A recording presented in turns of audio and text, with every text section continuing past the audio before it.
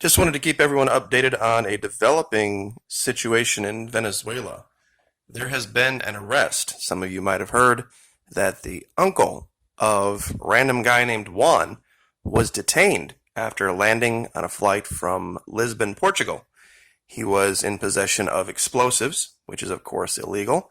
And given what we already know, that there have been many secret clandestine attempts to assassinate the leader of Venezuela, I don't think it's beyond any stretch of the imagination that this is exactly what has happened. Now, this is, of course, from, what is this? Reuters, pardon me.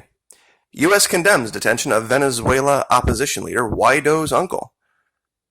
Somehow they're saying it's politically motivated and that they didn't find what they actually found and that it's just beyond any realm of possibility that there could be some type of a clandestine attempt to smuggle these types of things into the country, even though we've seen attempt after attempt after attempt over the last 2 years.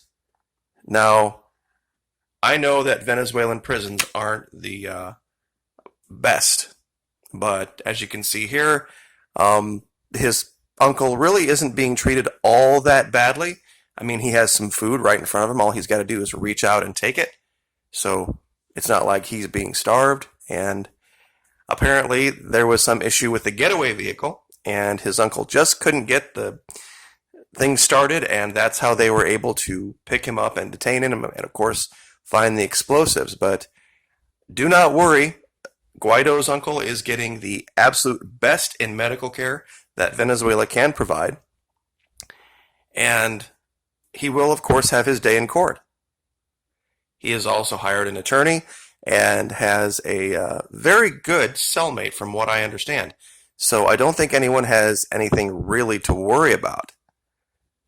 And as far as D.C. is concerned, regarding the detention of people arbitrarily, don't you find it ironic that when D.C. has to do this kind of nasty stuff, they do it in Guantanamo Bay, Cuba? You see, there's been this question that I've been asked multiple times, and I haven't responded to it, but I think given the situation now, it's an appropriate time to. People have said, don't you know that Nicolas Maduro surrounds himself with Cubans, and it's because of the Cuban influence and because of Russia and Cuba. Did you ever bother to ask yourself why? Did you ever bother to ask? You think, supposedly, I guess, in your mind, the people from Cuba are just evil.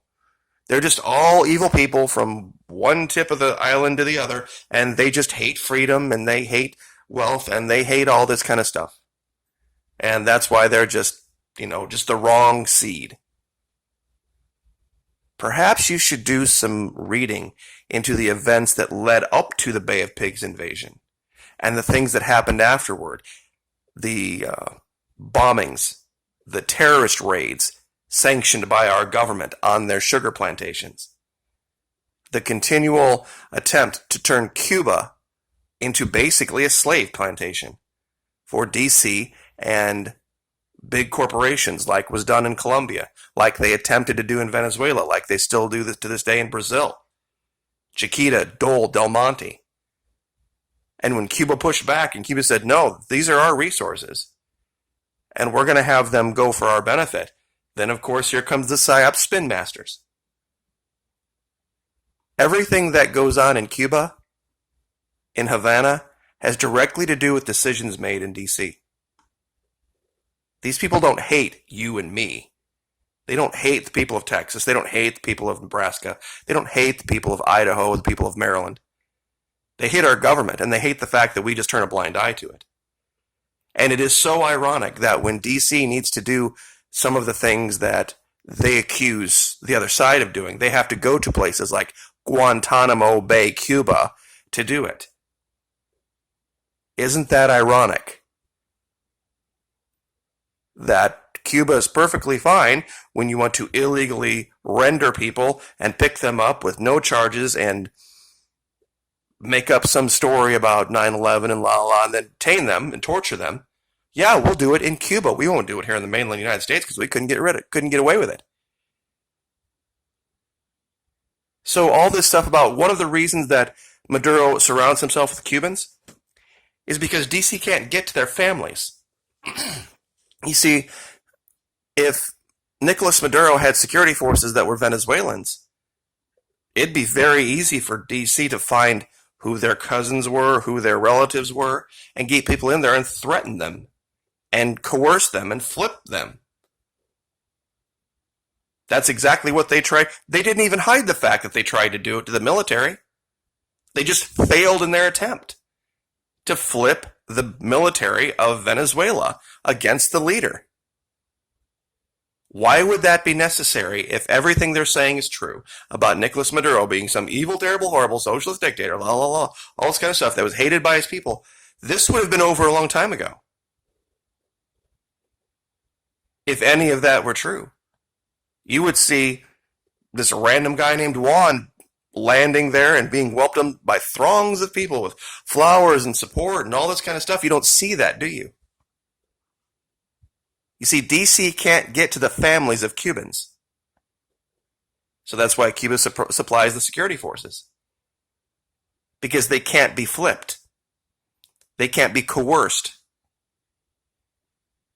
And it really is kind of annoying, very honestly. If a lot of you want to know why I have a big problem with the current leader, it's because he's a guy who sticks his finger in the wind.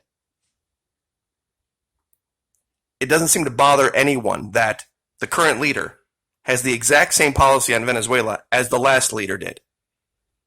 Absolutely no difference, no light between them whatsoever between Obama and Trump. If that doesn't bother you enough to look at the story twice, then I'm sorry.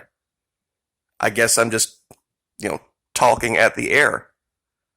But for those of you with an open enough mind to see what's really happening here and why there is so much more to be gained from what DC is doing in Venezuela than Cuba.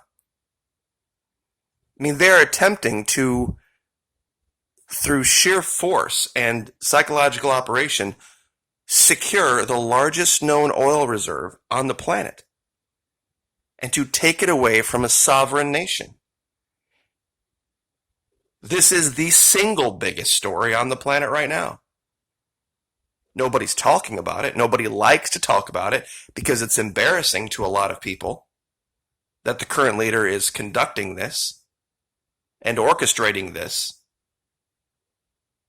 And the State of the Union was fantastic because he came out very clearly and said what side he was on. So you don't get your little deep state excuses anymore. You don't get to say, the deep state this, the deep state that. No, sorry, This guy's going to own it. He's going to be the one responsible for it. Random guy named Juan and him, best pals, good buddies. Honored him at his own State of the Union while kicking out a Parkland father, which should tell you everything you need to know. These people didn't come out of the ground, come out of their moms hating us. And they don't hate us. But they do hate our government as much as we do sometimes. But these people suffer under it daily. And honestly, if you had a choice between Colombia and Venezuela for safety and security of your loved ones, would you really turn your loved ones loose in Bogota or Medellin? Or would you turn them loose in the Port of Spain or Caracas? Up until 2014, 2015, when DC turned the screws with Saudi Arabia, Venezuela was one of the safest. That's what a lot of those articles don't tell you about when they talk about Caracas being the most dangerous, blah, blah, blah, blah, blah, in 2015. They don't talk about how safe it used to be. So I'm going to leave that there. But mark my words, between this and what's going on with the runaway melt in Antarctica, in the next 2 to 5 years, these are going to be the two stories that dominate the world.